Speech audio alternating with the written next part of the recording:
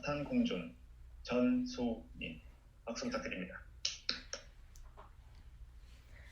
혹시 랍스터 요리 좋아하시나요? 탱글탱글하고 고소하죠? 그런데 스위스에서는 이 랍스터 요리를 할 때 살아있는 가재를 끓는 물에 넣으면 불법이라는 거 아시나요?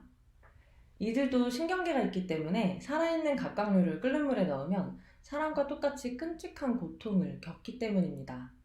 그래서 끓는 물에 넣기 전에 먼저 기절시켜서 고통을 느끼지 못하게 해야 하는 법이 있습니다. 이런 법이 생긴 이유는 뭘까요? 내가 아닌 다른 존재가 특정 상황에 처했을 때 어떤 느낌인지를 상상하고 이해하고 그 고통을 줄이기 위한 배려입니다. 이렇게 선진국에서는 더 건강한 사회를 만들기 위해 인간의 고통을 줄이려는 노력에서 확장하여 동물의 고통에도 관심을 가지고 있습니다. 독일의 경우에는 개념적으로 사람, 동물, 물건이 각각 다릅니다. 사람에게 사람의 권리가 있듯이 동물에게는 동물의 권리가 있습니다. 우리나라에서는 동물과 물건이 법적으로 동일하게 취급되는 것과는 상당히 다릅니다.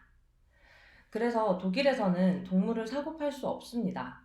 대신 동물보호소에서 입양할 수 있습니다. 독일의 동물보호소 티어하임은 굉장히 쾌적한 환경을 갖추고 있습니다. 한 마리당 일정 크기 이상의 면적이 보장되고 자연광이 하루에 얼마나 들어와야 하는지 같은 환경 기준이 있습니다. 또 노킬 정책으로 동물이 너무 많다고 안락사되는 일은 없습니다. 아픈 아이는 치료받을 수 있고 입양이 안 되더라도 티어하임의 쾌적한 환경에서 평생을 살아갈 수 있습니다. 반려동물을 입양하고자 하는 사람은 가족이 모두 동의서명을 해야 하고 교육을 받고 1차, 2차의 시험을 통과해야 하는 등의 까다롭고 엄격한 조건을 통해서 책임감을 갖게 된 후에야 반려동물을 키울 수 있습니다. 그러면 지금 우리나라는 어떨까요?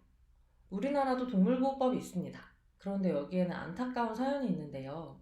과거 우리나라의 88 올림픽에서 비둘기 화형식이라고 불리는 세계적으로 논란이 된 사건이 있었습니다. 올림픽 개막식에서 세계의 평화를 기원하며 평화의 상징인 비둘기를 풀었습니다. 이 비둘기들이 날아갔고 성화대에 앉아서 휴식을 취하고 있었습니다. 그런데 성화대에 있는 비둘기를 고려하지 않고 그냥 불을 붙였습니다.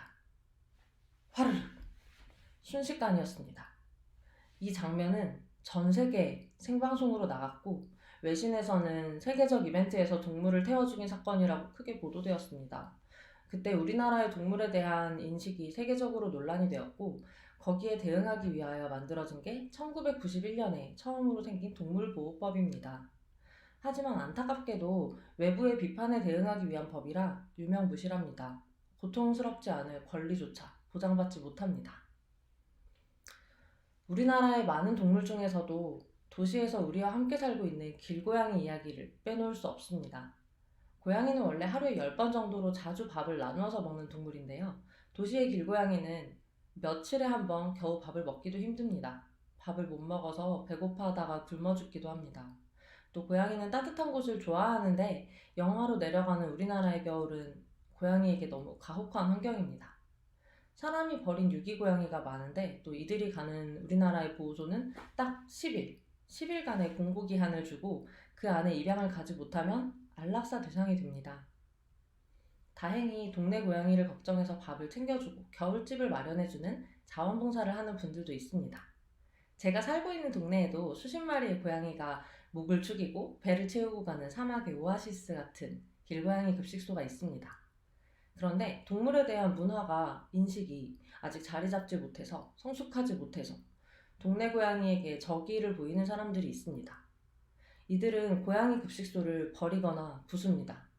고양이가 자기 눈에 보이는 게 싫다고 돌을 던집니다. 또 임신한 고양이의 배를 발로 찹니다. 동물을 함부로 대하는 사람의 태도는 근본적으로 약자에 대한 폭력을 통한 우월감을 느끼는 행동입니다. 그 대상이 처음에는 동물이고 다음은 사람으로 이어질 수 있습니다. 가정폭력범, 아동성추행범은 물론 유영철, 강호순과 같은 연쇄살인범에게 실제로 나타났던 행동이 바로 동물학대입니다. 뉴욕에서 중범죄 사건이 많았던 1980년대에 지하철에 모든 낙서를 지운 정책을 아시나요? 경찰이 매일매일 지하철 순찰을 돌아야 할 정도로 중범죄 사건이 많았는데요.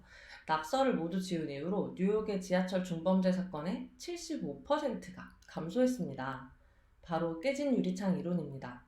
깨진 유리창을 그대로 방치하면 나중에 그 주변이 무법천지로 변한다는 건데요. 사소한 무질서를 가볍게 여기면 심각한 범죄를 불러온다는 겁니다.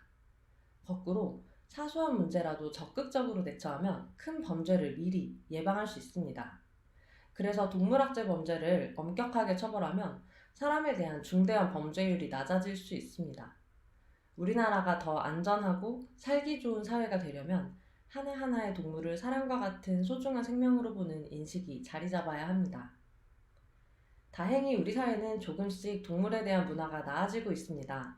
동물보호법이 강화되고 있고 사람들이 열악한 우리에서 자란 동물이 아닌 쾌적한 환경에서 자란 동물복지 계란을 사기 위해 돈을 더 지불합니다. 또 수도권을 중심으로 공식 길고양이 급식소가 확대되고 있고 길고양이를 위한 겨울집을 설치해주는 아파트도 늘어나고 있습니다. 그렇다면 나는, 개인은 무엇을 하면 될까요? 내가 이 아이라면 어떨까? 하고 한 번만 생각하면 됩니다. 동물을 배려하는 것은 타인의 고통을 이해하고 공감하는 능력과 직결됩니다.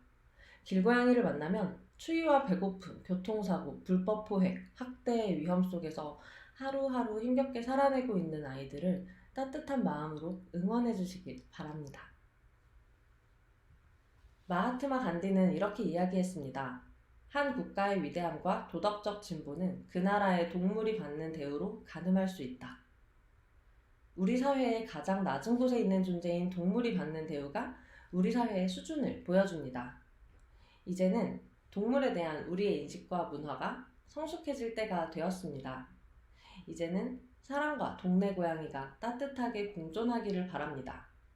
길고양이가 안전한 사회가 사람에게도 안전한 사회니까요. 세상은 동물과 사람이 따뜻하게 공존하는 사회가 될 것입니다. 감사합니다.